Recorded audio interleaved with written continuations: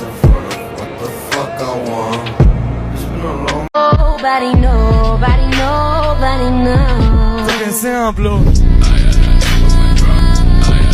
These are the top 3 reasons you need to try Swedish candy. Number 3, it's made with better for you ingredients. There's no GMOs, high fructose corn syrup, trans fat, or gelatin. Better quality ingredients means better taste. Reason number 2, the flavor choices are insane and so much cooler than the options that we have here in America. Look, they have strawberries, rainbow rolls, mini dummies, and mini melons. And the number 1 reason why you need to try Swedish candy, it tastes amazing. You'll never go back to traditional American candy after you try Saturday Sweets. Get yours on Amazon with the link in bio. Me and my money attached emotionally. I get the clutch, and if you get too close to me, I'm at the top where I'm supposed to be. Jumping in the gang, niggas act like they coaching me. 400 rats ain't shit but a show to me. I'm on the road and I bet that you'll hold with me. When I'm in traffic, it's always a pole with me. Pillsbury, man, I keep dough with me. Hit from the back, she giving me slurp, and I ain't even pull my pants down. Jump in the box and slide to the other side, it's always a man down. Draw down, hands in the air, nigga, make $8 might turn to $1 million, then we all rich. That's just how I feel. Be the last one out to get this dough. No way, not one of you bucket-headed hoes. No way, hit the streets and we break the code. No way, hit the brakes when they on patrol. No way, be the last one out to get this dough. No way, not one of you bucket-headed hoes. No way, hit the streets and we. If you're struggling to grow your triceps, this video is for you. This is one of my favorite tricep movements that I've been doing on my arm day for years. It's called a dumbbell overhead extension. My favorite part about this movement is that you get a super deep stretch at the bottom of the rep. But one really important thing to do is not lock your elbows out at the top of the rep. You want to keep constant tension on your triceps throughout the entire set. So give this movement a try in your next arm workout, and check out my other videos on my page if you want to avoid the rookie mistakes I made, which are going to save you years of trial and error in the gym. If you want to build a chest that would impress even Arnold, this video is for you. Having a nice chest is one of the most important muscles for creating an aesthetic physique, but it's also one of the hardest to grow the right way. By the way, my name is Eric. I've been lifting for about 10 years, and this is my physique, so I think I know what I'm talking about. With that said, here are 3 tips to help you grow your chest. Number 3, focus more on incline movements. Incline movements like incline dumbbell press, incline bench, even some machine presses are crucial to build that upper chest shelf to create that aesthetic physique. Number 2, prioritize hypertrophy over strength. Don't try to PR all the time and just move the weight. Instead, go for a higher rep range like 12 to 16 and really focus on the contraction and the damage that you're doing to your muscle. And most importantly, number 1, do a proper bulk or be in a caloric surplus. It's literally impossible to grow any muscle naturally without being in a caloric surplus. So any of these tips are going to become absolutely useless unless you're eating in a caloric surplus, which means that you're eating more calories than what your body needs to maintain every day. Check out the other videos on my page if you want to avoid the rookie mistakes I made. That's going to save you years of trial and error in the gym. If you're bulking right now, listen up. Here's 3 tips I wish I knew that would have got me better results. Number 3, maximize your recovery with proper sleep and nutrition. This means get at least 8 hours of sleep a night and get your micronutrients in through fruits and vegetables, or even take a multivitamin if you have to. Number 2, try to hit each muscle group twice a week. Ideally once as the focus of the workout, and then the second time can be later on in the week, more for active recovery and blood flow. By the way, message me if you want help building your perfect split. I got a great system right now that lets me hit everything twice a week. And number 1, know your calories. This means be 100% sure you know what your maintenance is and how much of a surplus you're in every single day. I can't tell you how many times I hear guys complain about them not getting results, and 99% of the time it's because they're simply not eating enough. So check out my page if you want more tips on everything I wish I knew that would have saved me years of trial and error in the gym. Here's how to get the best pump of your life. The most important thing is you have to carb up. Particularly carbs, but honestly, just having a balanced meal a few hours before your workout can make a huge difference. Next, take some pink Himalayan salt about 30 minutes before your workout. And you can get it for super cheap. You can honestly get like a 1-pound bag at the dollar store, so it doesn't have to be anything fancy. Finally, make sure you're hydrated. I personally drink about 1.5 or 2 gallons of water a day, and we need a lot of water in our system to help our blood pump up our muscles in the gym. So drink a lot of water before your workout and during as well. A good pre-workout can help too, and there are some supplements that are good for getting a better pump, but to be honest with you, the most important things are the food, water, and sodium. It makes me happy to share my experiences in the gym, so if this is helpful to you, then check out my page for more tips. Here's everything I wish I knew when I first started cold plunging. First, breathing. Breathing is the most important thing to be aware of. For example, when you first dip into the water like I just did, the first thing that's going to happen is your body's going to go into shock, so it's going to force you to take a deep breath in. So it's a good idea to exhale as you go down, which is exactly what I did if you rewatch the video. Next, stop thinking about how cold it is. Try to distract yourself by looking at your surroundings and even play some of your favorite music. And finally, it's not as bad as you think. I was literally terrified of cold plunging this entire year. Then one morning I just woke up and committed to it, and I realized after that it really wasn't that bad at all. And now I'm kind of addicted to it. So if this is helpful, check out my page for more health and fitness tips. I even started a podcast that I do when I'm in the cold plunge called Cryo Convos, so check it out. If you're anything like me, you probably first started going to the gym around high school or college thinking it was going to get you more attention from girls. That'll get you through the first couple years of lifting, but then you start to realize you get more attention from other gym bros than you do actual females. And then in the middle phase, you get hyper focused on the reps and the weight, and you try to PR all the time. This is a fun stage in the journey because you see a lot of results, but honestly, it's not sustainable. You're going to inevitably injure yourself if you think you can PR every week. And then as I matured in my lifting journey, I'm now at the point where I lift for myself. I do it because it makes me feel good, and I feel off if I go more than 2 or 3 days without hitting the gym. And thinking long term, I want to be healthy and mobile for the rest of my life. So I rarely try to PR anymore, and I stay away from dangerous movements. So let me know where you are along this journey, or if it's been different for you, and check out my page for more health and fitness content.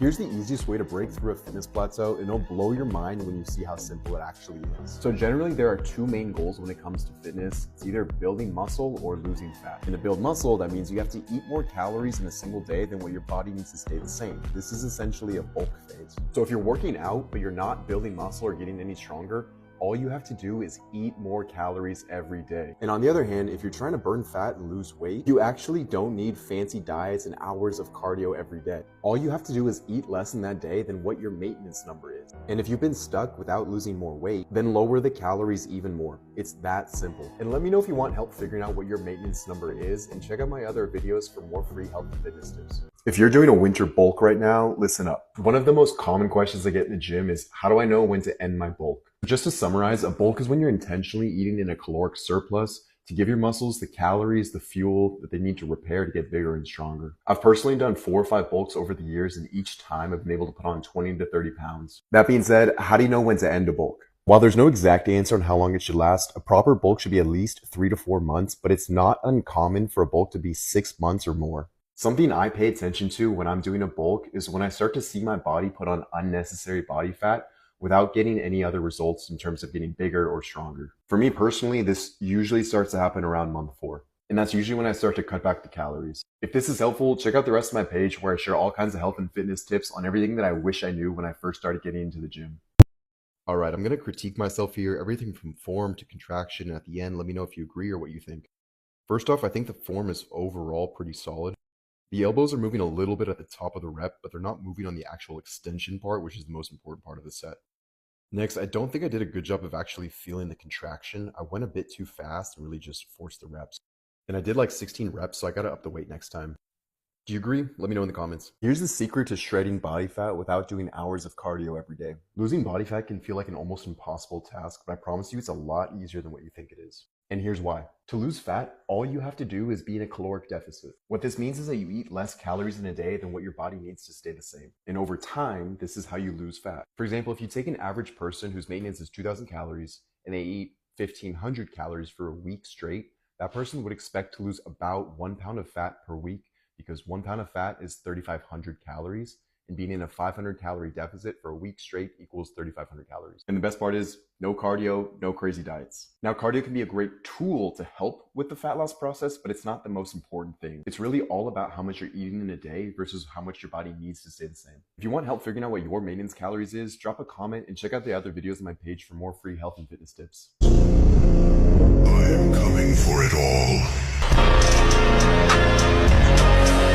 Here's why I stopped taking creatine after 3 years. So I've been lifting for about 10 years, and right around the middle, like years 4 to 6, I was taking 5 grams of creatine monohydrate every day. It definitely helped, and I actually noticed about a 10% decrease in strength when I hopped off. But the reason why I stopped was because I got paranoid about taking it every day and started to feel weird on the days when I missed it. Even though that was 100% placebo or just me freaking myself out, thinking I was going to lose all my gains just from not taking it one day. So because of this, I just realized it wasn't worth it for me, and I didn't like to travel with it every time I went on a trip. So I just stopped. But since then, I've done a few bulks and I've actually gotten a lot bigger and stronger since I stopped taking creatine. So you don't need creatine at all. It just goes to show that it's more about your actual diet and workout routine to get the results that you want. If this is helpful, check out my page for more free health and fitness tips.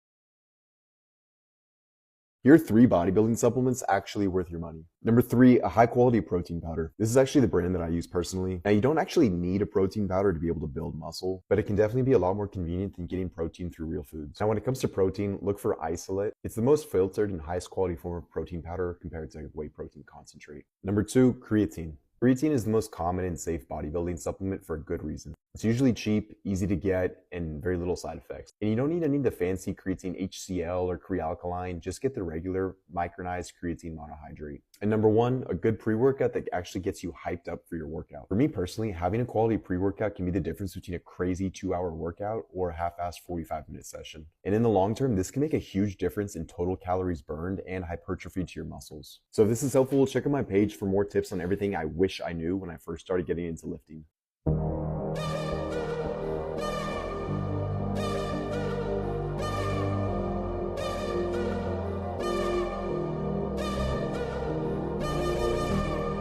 Debunking bodybuilding myths, part 1. One of the most common questions I hear about fat loss is if it's possible to target certain parts of fat in your body first. And unfortunately, the answer is no. But I do have a trick that can help with this, so make sure you stick around for the second half of the video. But first off, fat loss happens all over your body, and there's no way to target where it's going to happen first. And any product claiming that they can help with this is most likely going to be a sham. Now, people do lose fat in some areas of their body before other places. For example, I lose fat in my abs really quickly, but it takes longer for my legs to lean out. But that's just my genetics. Now, while it's impossible to target fat loss in certain areas of your body first, there is one trick that can help with this, which is to build up the total amount of muscle you have in a particular area of your body, so it makes it more defined and easier to see when you start to cut down. For example, your abs. The more you build up your abs and start to develop the lines and crevices between them, the easier it'll be to see them as you start to lean down. And the same goes for any muscle in your body, so keep that in mind if you're not happy with your fat loss results. And let me know in the comments if you want to see me debunk more common fitness myths. Here are the 3 reasons why I take this exact protein powder, and no, I'm not sponsored by the company, I'm just very picky when it comes to protein powder. So when I'm looking for a protein powder, I pay attention to 3 big things. The biggest thing is I want it to be 100% whey protein isolate, not concentrate or a blend of isolate and concentrate. The reason why is because isolate is much more filtered and pure, so you get more protein per scoop with less carbs and fat. Also, because isolate is filtered, it removes all of the lactose, so it's way easier on your stomach. Next, I want it to be naturally sweetened, but ideally not with sugar. I'm okay with a few grams of sugar, but ideally want to be seeing monk fruit or stevia as the primary sweetener. This is because I personally try to stay away from artificial sweeteners like aspartame and sucralose as much as possible. I don't think they're as safe for us as the FDA claims, so I try to cut them out where I can. And finally, number 1, I look for a protein powder at a reasonable price point. I think that anywhere under $1 per serving is very fair, especially if it checks the boxes for reasons number 3 and 2. So for those 3 reasons, I use Now Sports Protein. It's 100% isolate, it's naturally sweetened with stevia,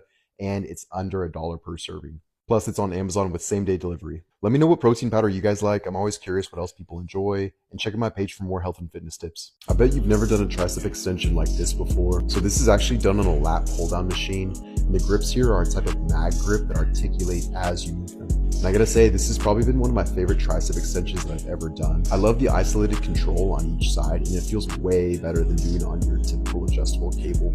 And if you don't have the mag grips, you can also use a regular cable handle. That'll work just fine.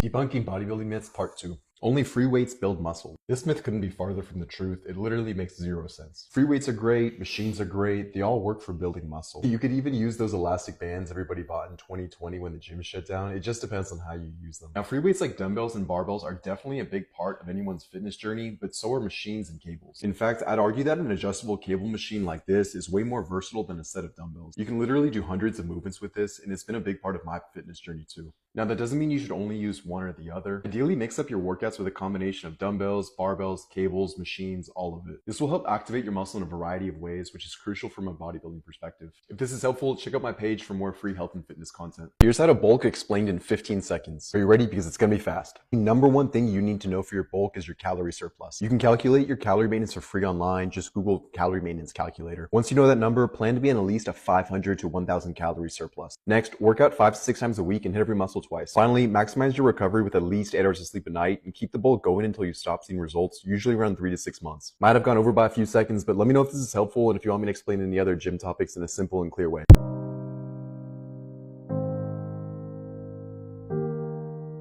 Debunking bodybuilding myths part 3. More protein equals more muscle. This isn't entirely false, but there's more to the picture here. So yes, protein does help build muscle, and you generally want more protein if you're trying to get bigger and stronger. But there's two things to consider here. Number one, the most important thing to consider is total calories. Protein is absolutely a part of that, but you also need carbs and fats to be in a proper caloric surplus, aka a bulk, to get results. Number two, your body will reach a point where after a certain amount of protein for the day, it'll just go to waste. It's different for everybody, but for example, if you're eating 300 grams of protein a day, which is already an extremely high amount, you're not going to get any extra benefit if you went up to 350 or 400 grams a day. Just remember the most important thing, which is that if you want to build muscle, you need to have a proper workout routine and be in a caloric surplus. Let me know in the comments if you want help with your workout routine or figuring out your caloric surplus, and check out the rest of my videos for more free health and fitness content.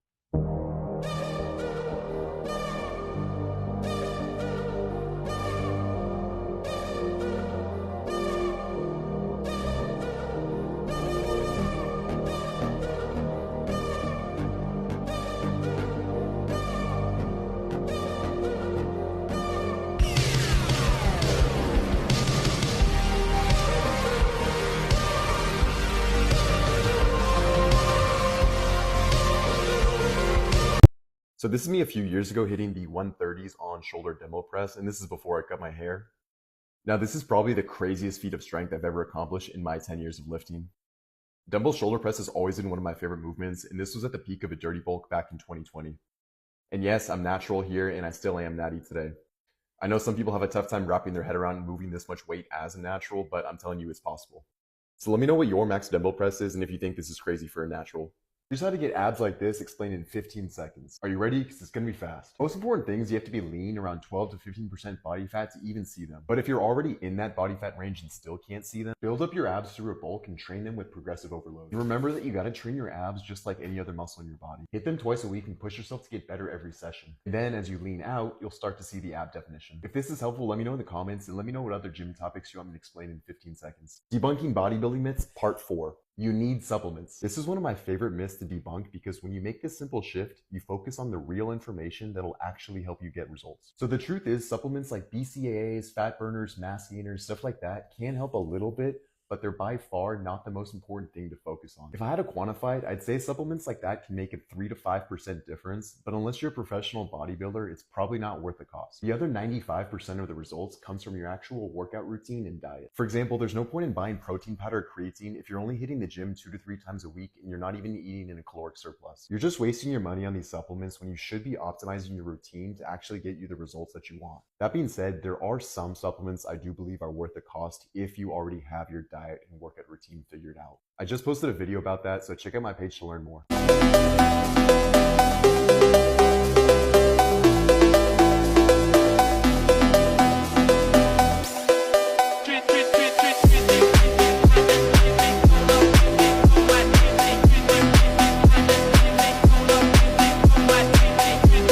Here's how to get shredded explained in 15 seconds. Are you ready? Because it's gonna be fast. So when you're cutting, you have to think about a few things. For one, you have to be in a caloric deficit. This means you know your maintenance calories and how much you're eating in a deficit every single day. Next, hit your protein goal. This will be different for everybody, but especially in a cut, aim for 1 gram of protein per pound of body weight. And finally, trust the process. What I mean by that is it takes time to lose fat and it won't be a linear process. Plateaus are common and sometimes you have to go into a bigger deficit to break through those plateaus. Might have gone over by a few seconds, but let me know if this is helpful and what other topics you want to see me break down in 15 seconds. Here's how I went from this to this without doing any cardio. I know this sounds like a clickbait title, but I promise you it's not. By the end of the video, you'll see exactly why. So this is me on my last bulk. I got up to 250 pounds and I was eating 5,000 to 6,000 calories a day. And this was obviously intentional. That's the goal with a bulk. So at the end of my bulk, I made some drastic changes to my diet and my weight started to shed off quick. And the craziest part is I didn't even do any cardio. See, cardio is a great tool for weight loss, but it's not the most important part of it. Think about what cardio does. Its primary goal is to burn calories. I'm not talking about the cardiovascular benefits or anything like that, but usually people do cardio to burn calories. But let me ask you this. What if you simply didn't eat those calories in the first place? For example, you could do an hour of cardio and burn 500 calories, but what if you just didn't eat those 500 calories to begin with? It's essentially the same result in your body. So because I hated cardio, I did a lot of fasting and ate in a big caloric deficit. And it worked. I lost about 30 pounds and got down around 215, 220 pounds here. And even to this day, when I want to get leaner for summer or whatever it is, the biggest change I make is with my food, how much I eat. So what do you guys think about this? Do you think you get similar results just from dieting instead of doing cardio? Debunking bodybuilding myths, part 5. Cardio kills muscle. So even I'm guilty of believing this fallacy when I was in my early few years of lifting. The reality is cardio doesn't kill any gains or erase any of your muscle, but you have to be intentional with your cardio. And there's a few things that I mean by that. Number one, careful when you do your cardio. For example, if you do your cardio right before your lifting session, you're probably going to be more fatigued and won't have as intensive a workout as you usually do. This is why most people prefer to do their cardio at the end of their lift or at a completely different time of the day. Number two, remember what cardio does. It burns calories. This can be a great tool when you're cutting, but if you go too extreme with it, it can actually cause you to be in too big of a deficit where your body might actually start to burn off some of the extra muscle. Now, this isn't to say cardio is bad if you're a bodybuilder, because it can be great to improve your breathing and endurance, which are super helpful for weightlifting, but just make sure you're intentional about how much and when you're doing your actual cardio. Let me know what other gym myths you want me to debunk.